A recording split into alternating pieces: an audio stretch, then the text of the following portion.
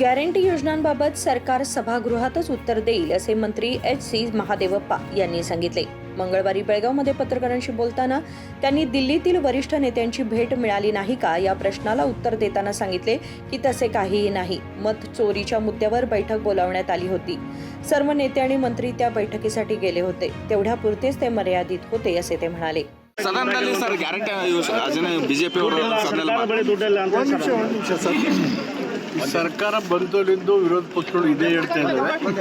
ಅವ್ರಿಗೆ ಏನು ಉತ್ತರ ಕೊಡಬೇಕು ಕೊಡ್ತಾನೆ ಇದ್ದೀವಿ. ಈಗಲೂ ಅದೇ ಮಾತಾಡ್ತಾರೆ, ಸಮರ್ಪಕ ಉತ್ತರ ಕೊಡ್ತೀವಿ. ಅಲ್ಲಲ್ಲ ಸರ್, ಅಂದ್ರೆ ಸರ್ಕಾರದ ಬಳಿ ದುಡ್ಡು ಇಲ್ವಾ ಅನ್ನೋದು ಬಿಡುಗಡೆ ಮಾಡಿಲ್ಲ ಸರ್. ನಮ್ಮ 4 ತಿಂಗಳಿಂದ ಬಿಡುಗಡೆ ಮಾಡಿಲ್ಲ.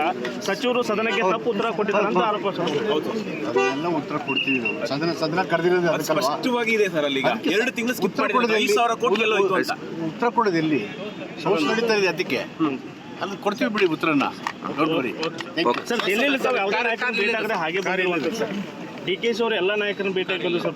ಪಕ್ಷದ ಪ್ರಮುಖರನ್ನ ತಾವು ಹಾಗೂ ಸಿ.ಎಂ ಅವರು ಹಾಗೆ ವಾಪಸ್ ಬಂದಿರುವಂಥದ್ದು ಸರ್. ಏನು ಸರ್? ಏನು ಆ ಥರ ಏನಿಲ್ಲಲ್ಲ. ಔತಣಕೂಟಕ್ಕೂ ಹೋಗಲಿಲ್ಲ ಸರ್ ತಾವು. ವೋಟ್ ಚೋರ್ಗೆ ಸಭೆ ಕರೆದಿದ್ದು ಎಲ್ಲ ಲೀಡರ್ಗಳು, ಮಂತ್ರಿಗಳು, MLAಗಳು, ಮುಖಂಡರು, ಕಾರ್ಯಕ್ಕೆಲ್ಲ ಹೋಗಿದ್ವಿ, ಭಾಗವಹಿಸಿದ್ವಿ. ಅದಷ್ಟಕ್ಕೆ ಸೀಮಿತ ಆಗಿತ್ತು ಅಷ್ಟೇ. राजशेखर हिरेमठ, KMM मराठी, बेळगाव.